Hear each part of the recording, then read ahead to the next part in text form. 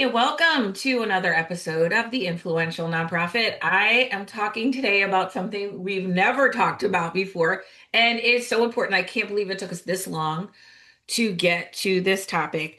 I am with Naomi Hattaway, and I'm going to give you a quick intro. So say hi to everybody real quick. I'm going to give you an intro. Hi, everyone. I'm so glad to be here. Okay, you are the founder of Leaving Well, and this is so fascinating to me.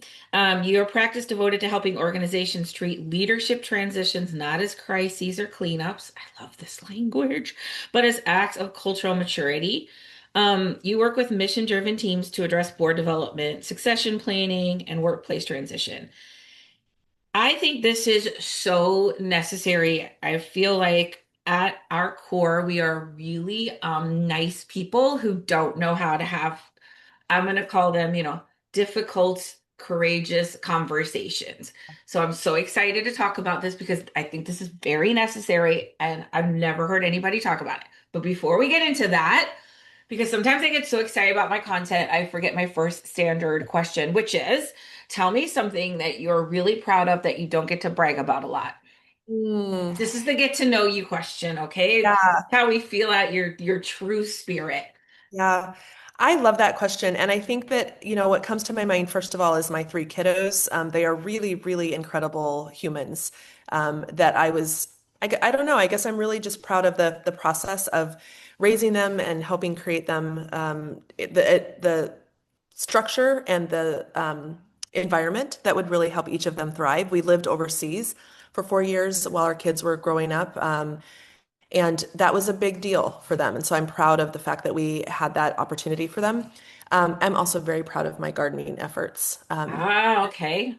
Yes. So I love having a garden and love having it produce and experimenting. I think that's the other big thing about gardening is it's always just a big experiment. It is. So, and there, I was just telling you, it's been raining every day and it's going to be rainy, but I'm so excited for what's going to bloom after that. I'm Yes. not like a hardcore gardener, but I do have a little bit of it. But my best friend Jim is a hardcore, hi, Kat.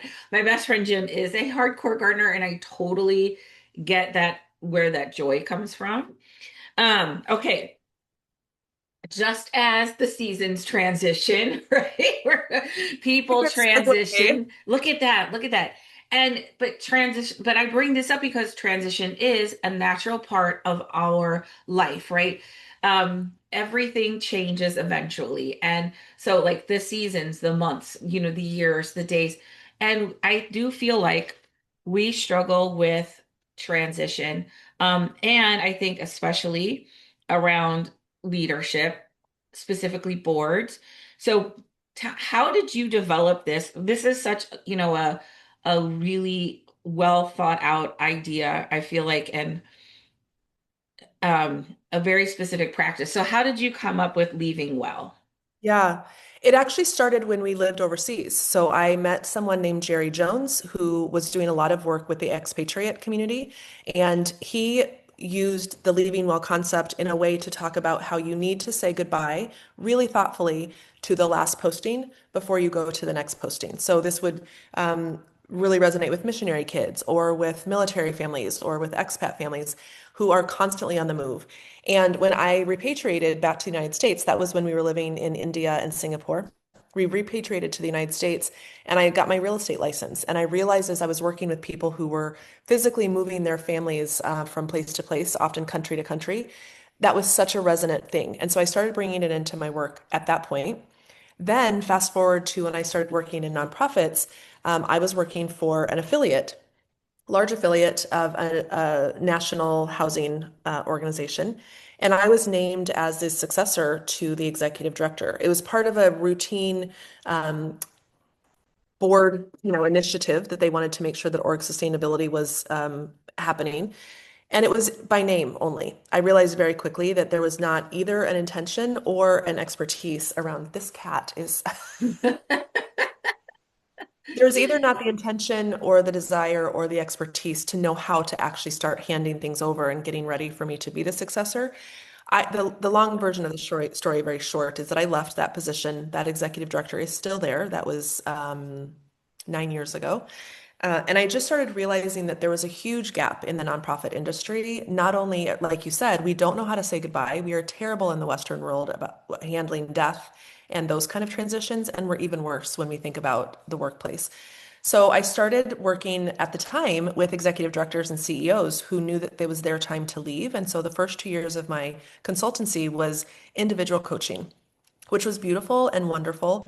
And I feel like it did have some impact. But then I realized that the bigger impact that needed to happen was at an organizational level and also bringing in the board of directors to make sure that they understood this whole process and what they could do to contribute. So that's the short version, Marianne, of how I started this work. All right, so let's talk about um, why people need to transition. What are some of the reasons? Like, okay, sometimes it's your time to say goodbye, but what are some of the reasons people may find themselves in a transition, Yeah. you know? Yeah, so I always say that my sweet spot, so I serve as interim executive director and CEO for certain organizations who need that. And I always say that the moment for me to come in is when someone has died, retired, resigned, or been fired. Those are like the classic four situations. But there's a lot of other reasons. It could be that you are caretaking for family members. It could be that you're part of the sandwich generation and you've got littles that you're still raising, and maybe your parents need some support. You might have a disabling event of your own where you need to take some time off or you need to be, your employment needs to separate. I think that there's more to be said too about the it's your time, because I think that there's founders that might be listening to this, or we might know founders who they've wrapped up their whole identity in their work. And so that's a Yep. different it's time than maybe someone who went in and said, I'm only going to be here 3 to 5 years. That's more of a time-based it's time. So I think there's a lot of different reasons. I think that the one thing I see over and over and over is that we don't know how to process the feelings that come up when we in our gut know that it's time. A lot of us hang on too long, or it's just so awkward. We don't know how to navigate it, and so we stay even longer, sometimes to the detriment of our own Yes. mental wellness and that of Hmm. the team. Not to even mention the harm that it does to a mission when we stay too long. Right. And here's what I've witnessed, a couple of things, which is I've been in this business for a while. One is, especially in a founder, it creates a vacuum of identity where now an organization, like if your focus was this personality or that person's personality really drove the organization, then there's this vacuum of identity, right, left behind of like, oh, well, who are we now? If we're not this, then who are we? Um, and as a person who worked in marketing and branding, like we were often called in to define this when it would, let me see if I can explain this. Like, no, this is not a branding issue. This is an organizational identity issue, which the brand can support, right? But first, it's sorting that out. Um, the other part is in mergers. Like, I don't know if you help people with that, but there's a whole nother level of pain happening there where, like again, like these two entities become one. Like, who are they now? How do they stay together? And the mourning of the loss of something, right? And I feel like that is what is what like you were talking about, like allowing everyone to grieve that this is a loss, you know? Um and I've seen it a lot play out like this, where this sort of vacuum of identity comes up, and then people kind of start to panic a little bit because they don't really, the ship feels really unmoored. But the last thing I see is an overcorrection. So, like, an organization had a very um, like what I call steel energy, the spreadsheet guy, that keep the rules guy. They will overcorrect to the charismatic person, right? And I just had this happen to a client of mine who long-term director leaves. They bring in somebody completely opposite.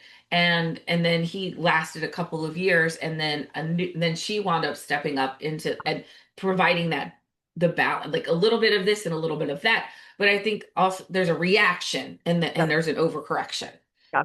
Well, and I love that you brought up the brand piece of this, because so often that is the hardest struggle is what do we do about this organization that's no longer led by, to your example, the charismatic founder.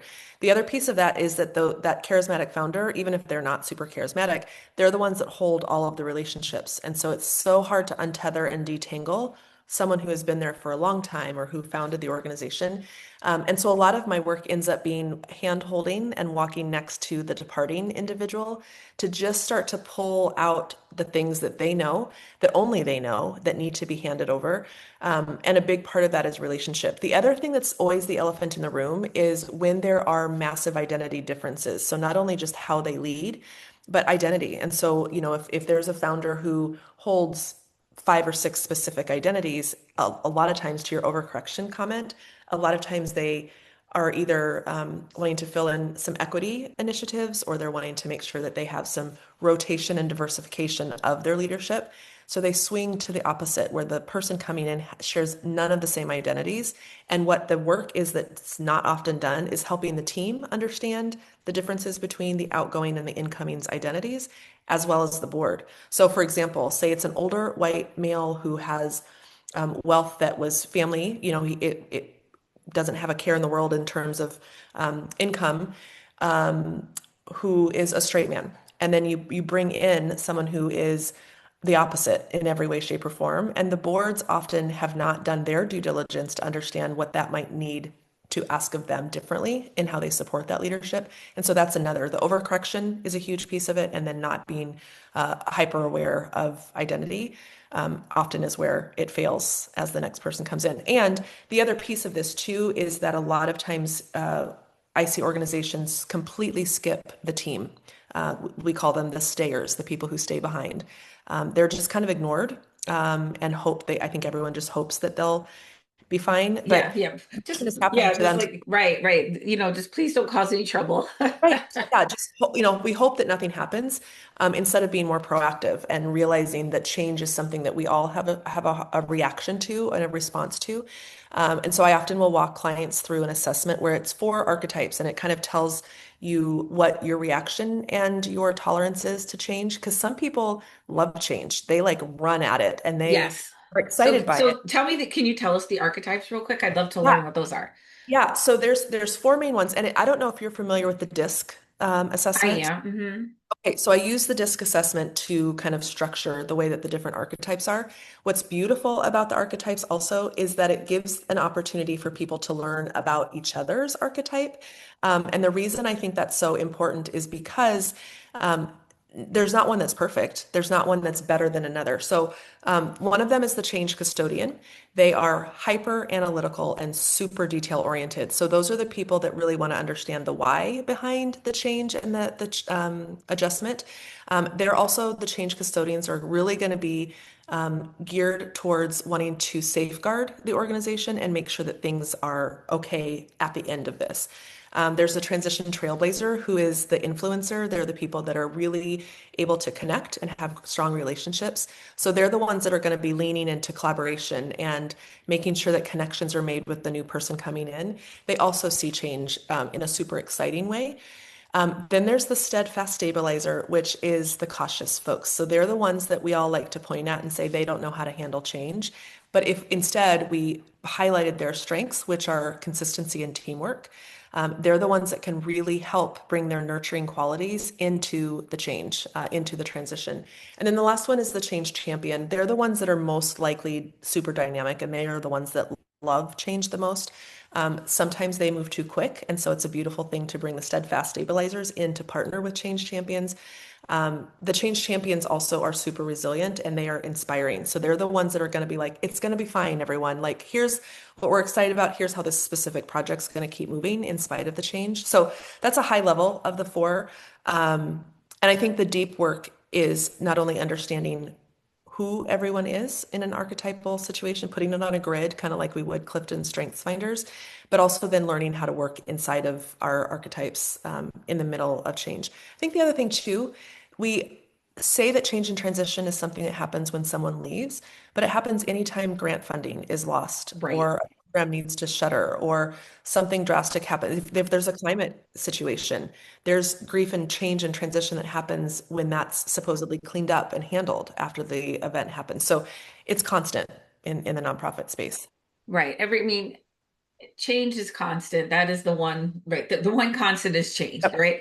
Um, and people want certainty and control, which I talk about as an illusion. Like that's not something that is actually a true thing. And so when we want those things, it's a constant cycle of disappointment 100%. because you can't have that is not a thing.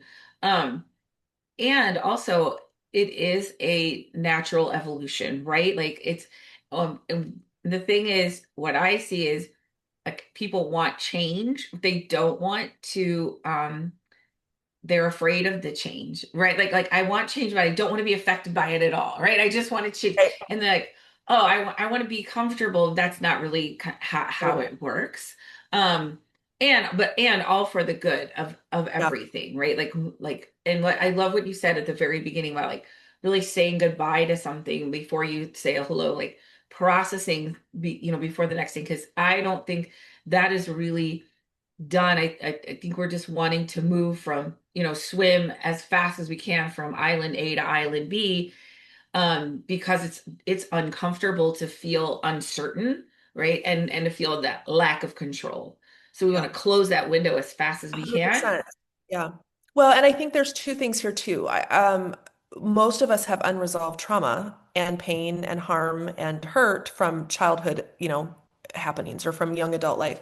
Those things are bound to come up when you're experiencing a change. So maybe there's abandonment that happened. Maybe you moved a lot as a child. And so every time the feeling of having to meet someone new comes up, that's going to be impacted the same way in the workplace. And I think the other piece that seems really maybe sometimes inconsequential, but knowing yourself well enough to also know if you're the person leaving, how do you want to be celebrated and honored as you go? Do you want a surprise party? Do you want to go for a hike in the woods with everyone with a lunch at the end?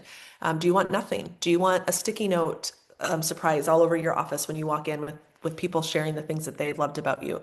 I think we're so far away from taking what control we can have that we kind of throw our hands up and then we do what you said. We just swim to the next island. I mean, obviously, there's some income requirements that you would want to maybe not have a gap between one job and the other. But I think it's also because we're afraid of navigating Right. that in between. And so I'm always also encouraging people, like, if you can handle more than the 2 weeks or a weekend even, because sometimes I see people that leave Yeah, one they person right. Friday and they go the next on a Monday, and it's like, oh my gosh, Wow. too Yeah. fast, Yeah. fast. Yeah. Yeah. My husband he's run two biotech startups, and how this works is like they give him a bunch of money and um they and then they do this research, and if it's a winner, they keep going, and if it's not, they stop. And this is just the lifespan of it. It takes about 5 years to figure out this phase one. And if they don't make it to phase two, then they like, okay, well, this is not obviously like he was working on like drought resistant soybeans and so okay, so then they end that and like watching that from afar, there's it's a lot of grief and loss in that and but also watching him accept that like, hey, the plants are going to do what the plants are going to do and I can't make the plants do anything, right? So just that acceptance of this is the natural next logical step. I wish it would have. So two things can be true. Like I know this is not the right direction and it sucks to have something end. It sure does. Yeah. I think it's interesting that you brought that up because I think a lot about lessons from the corporate world or from the sporting world, and I overlay them. So if you think about sports, and I'm glad that you brought that up about your husband's role, because it's almost designed for natural endings. It's Right. either going to, yeah, scale up or it's going to be shut down.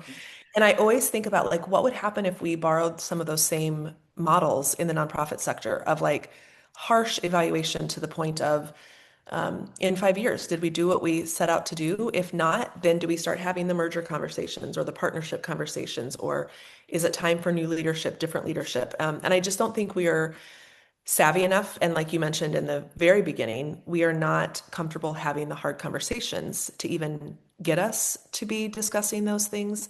I also think from a nonprofit standpoint, borrowing from the sports world, any collegiate or any professional, there's constant turnover. Their Right. coaches change, front office changes, back office changes, the athletes change, and they still have at the core of what they're there to do is to win. And I think that we lose sight in the nonprofit space of at the core, it's to achieve our mission. And we get really wrapped up in, but who's the leader? Instead of it looking more like a long arc of all the different types of leaders we'll need along the way. And I think that Yes. sometimes contributes to folks Yes, staying. because often a founder is the kind of person that has a boldness, but they may not be wanting to, because I volunteer for an organization and I was with this organization. I mean, this is like Stray Rescue of St. Louis. I've been fostering for them since 97 before it was Stray Rescue. It was literally Randy Grimm would bring dogs to my house. I remember he stood in my front yard and he said, "What do you think of Stray Rescue of St. Louis? Does that sound good?" I'm like, okay. We were this tiny little ragtag thing, and now it's a, like, I don't know, probably $5 million agency. They have, 200 employees. They're building this $50 million shelter system. Um, and Randy parted ways with Mm, the organization, and it hurt him deeply. Also, the best thing that happened to him, but he wasn't the person to manage 100 people. You know what I mean? And now he has Randy's Rescue Ranch, and he does that over there. Um, so he went and built something again, right? Because that's what he loves, like the right. creation. Um, and it was just the now it becomes this structure thing where a person like that steady person, right? That steady archetype that you would want to want that enjoys the day to day. Somebody like me who likes change, who likes to flow with it, I'm going to get bored with that. Right. And so it is, like I said, the leaders that you need throughout your lifespan is so important. And, 100%. to looking at not just like a gap, but like an arc of a natural lifetime of the different things that you need at the different stages of your organization's growth, right? Yeah, Just along and the I think journey. there's no other situation where we would have the same person to do the same thing later. So, like the same kindergarten teacher is not going to be the same skill set as what a college professor would need to have. And so, there's other parts of our life where it's super natural to have different leadership come in along our path. Most people I know that are in therapy do not have the same therapist that they started with. And so, Yep. we just need to normalize the reality that people leave.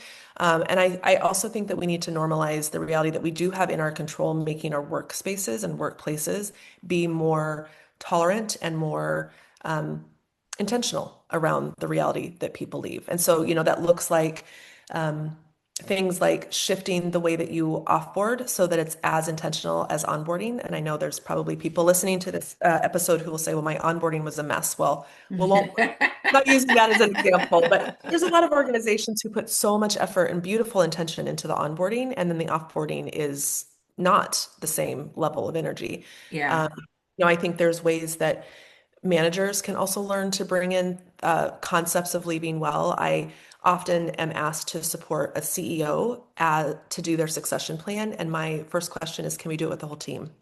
Because it's great to have a CEO succession plan, and I think it's even more beautiful to have an entire team thinking more proactively about the reality that people leave. And so having conversations with the full team around what would it look like if you stepped away tomorrow? Does anyone on your team know what you do? A board approved plan is usually only necessary for the CEO or an executive director, but that doesn't mean the rest of the team can't work to create theirs as well. Yeah. I love that. Okay, I want to talk about something. I don't know if this is something you work with or not, but what about board transitions? I think people really struggle with that. They don't know how to. Well, first of all, there's a lot of organizations that don't have terms. It's like, I mean, if you look at like even politics, right? You don't get unless you're the Supreme Court, it's not a lifetime job, right? So Yeah. you're going to step in and then step out. That's part of it. But I feel like people really struggle within their board engagement with like there's people who have obviously checked out who and they just don't know how to have those conversations or allow people to let go or ask people to let go. I think what's my example that I always share about board engagement is during my PTA days. So I have three kids. I was PTA involved for all three of their elementary and junior high school years. And what was so beautiful about the PTA is this big binder that I would always get. I was often PTA president. I would get this big, beautiful binder from the person who was outgoing. She handed it to me without any tethers or ties. It was, here's everything that we've done. Here's everything that you need to know. And she was out. And the reason she was out was because she was going on to whatever her kid was doing next. Right. There was no emotional ties. And so it's a little bit of an awkward example to use because we do get emotionally tied to our board service.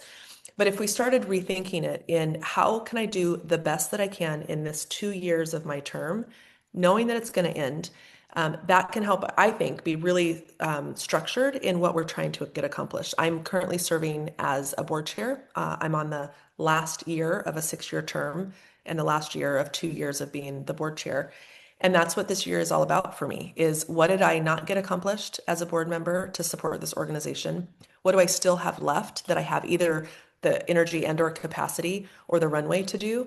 And what's honestly the truth is that a lot of things need to be handed to the next person. And I have to be able to untether myself from that being part of my legacy and instead letting it be part of the collective legacy. And I think that's what's hard for us is our ego and our legacy. The other thing that's hard about board transitions is it often puts the burden on staff to manage a gift and to manage the form and to manage the process. And so I'm always really encouraging boards to add, again, as rigorous of an offboarding process as the nomination committee might handle who we're finding to come on the board in the first place. Um, but yeah, it's a huge problem. Boards don't talk about their offboarding ever. And the same can happen. Someone could die or be asked to resign from a board, or life could happen. We, on the board that I serve on, someone just recently had a huge job change and she's not available to serve in the same way. And so she's resigning her term early. So if we know that that happens, we need to, and we can proactively be better. Yeah, and I'd rather have a culture where she can talk openly about what she's able to contribute and then we can work with that rather than just sort of not showing up and because then those feelings of like guilt and shame and all that because they said all that unresolved trauma comes back up and Yep. um sometimes we are adults um and we're reacting from established patterns of childhood that again like if you're not consciously unpacking that you may not realize like you were talking about like somebody who came in who did not have a care about money may have a really different than the next person who comes in who maybe grew up really poor and watched every penny. They have a very different relationship to money and has the culture like shifts and you're like, whoa, what's going on? Um, because you know that that is there and if you're not understanding that why this is upsetting or why it's difficult for you you can really look to that. So sometimes I just tell people like we're actually just 7-year-olds talking Right. as adults. 100%. That is so true. And I think the Yeah. other thing that comes up a lot is, and maybe it's a more accessible topic for folks, is thinking about sabbaticals or short-term leaves. So if someone's having a parental leave, or they're going on sabbatical, that can sometimes be a really beautiful entry point to start talking about all of these things. So if we know someone's going to be gone for, say, 12 weeks, what are we doing to prep that person to leave? What are we doing to prep the team to be supportive while they're gone? And then how do we welcome and invite them back? So I have a whole process that I go through with reentry. And I think that can sometimes be a really beautiful way to start talking about topics like this, because talking about death and dying is usually not a super sexy topic that people are like jumping to talk Right, about. right. But it can be an entry point, especially when you think about adding it to the board agenda. Um, the sweet spot, I love when people contact me and say, we've got half of our board offboarding in 6 months. What should we do? That's a beautiful amount of time to build in some intention around it. But even if you've got, for an example, someone offboarding in the next month, there's some intentionality that we can bring in. And then that really does, I think, trickle down into the organization if the board is leading the way in that. Yeah, I love that. I think, what I'm hearing is just creating some intention and around change. And I love that you brought up sabbatical because a colleague of mine runs an organization called Home Sweet Home, and I'm trying to get her on this podcast. But She founded this organization, but she took a 3 month sabbatical a couple of years ago, and she figured out how to do it. And it was a sabbatical, like she was off into the woods, and she's a hiker, a natural, she loves to be out in nature, um, and now that's part of their benefits. So if you I know, me too. I love it so much. So if I think you're after 2 years, you get eligible for the sabbatical, and she's created this whole process of like how we leave, how you come back, right? How you cover, just to so that people can, renew themselves. That's so Um, isn't that, or and it's a sabbatical, like not, hey, I have a sick parent. It's a sabbatical of I'm going to go and just, live life, and like Australians would call a walkabout, right? Like, because so many other cultures do this. I think, no, we're the only one. I mean, you lived all over the world, but we're the only ones who, like, yeah, you're going to stop your job on Friday and go to the new one on Monday. Like, I think that is a very American take on it how is. things work. It is. And I think that there's so many parallels to the reality of death and dying and hospice work and the process of literally saying goodbye. And I think that even if there are drama moments or hard tension pieces of the work that you're doing with your team, saying goodbye is also really challenging. And it's something that we can do. I don't think that any of the work that I offer or the frameworks that I offer are magic fixes. There's still messiness. Yeah. There's still email communication that we sent out that didn't land with the community correctly, or we fumbled, some things. It doesn't mean that it's perfect, but we have to start somewhere by being a little bit better to each other when it comes to. Yeah. I'm just thinking about as you're speaking, turning the mirror on myself a little bit and thinking about, I do struggle with, like, I have a long-term coaching program, and people stay with me for a year, sometimes 2, 3 years. Um, and when they leave, it's like I don't know what to do. You know what I mean? Like, I'm okay that it's over. Like, right, like there's a sense of completion and like graduation. I don't want to form a long-term codependent relationship like a Right. therapist. Like, there's a natural, but also it's like, how can I create more intention or more celebration around that? And that really planted a seed for me. I think like onboarding, it's all this hope and excitement, and then leaving, it's like, okay, Yes. bye. Thanks. Well, and I think if we think about it from the standpoint of, did I do what I set out to do here? That can Yeah. be a really good start of a prompt to your question as you're getting ready to leave anything. And if the answer is no, do you still have time for some of those things? Or if the answer is, I still have these unresolved things that I didn't get to and I don't have time, then that gives you the space to still then be able to process and Yeah. what I else to do. I love that. Okay, so we're gonna wrap up in a minute. Anything that you would want to talk, an executive director or founder or somebody like that, any, last piece of major advice wisdom you'd like to impart? Yeah, I think my main request from a imparting of wisdom is just to not hold yourself back from realizing that it either might be time for you to go or time for someone else on your team. I think that if you can muster up the courage and the boldness to bring the conversation up, it's really an organizational sustainability and continuity topic. It doesn't have to be that you're leaving. It doesn't have to be that there's any problem. You can bring it up to your board of directors and say, we need to make sure that our organization and the mission is protected long beyond the board that's currently there and current leadership. Um, and I guess the only other reminder would just be that it's messy. There's nothing we can do to make transition and change less messy, but we can start to acknowledge it and almost welcome it to sit next to Right. us as Right. a It's not reality. even like messy, or just it's just it is, right? It's not good or bad. It just is. It's what we all go through. And when we lean into that instead of lean away from it, it right. Like one time one of my clients said, I was really hoping to avoid the drama. And I said, "But it's not drama, it's real people processing pain, and getting and allowing them to do that. That's what's going to get you to the other side, I love right? that, Marianne, and that's so important what you just said about calling the thing what it is and normalizing naming something. So instead of it being drama, it's normal people processing pain and healing. That's Right. beautiful. And just giving them the space to do that. That's what's going to get us to the other side, right? Not avoiding the feelings. All right. Yep. Thank you so much. I always wrap up with one question. Now, you're in Atlanta, I'm in St. Louis. So if we ever find ourselves in the same karaoke bar, we're not that far apart. It could happen.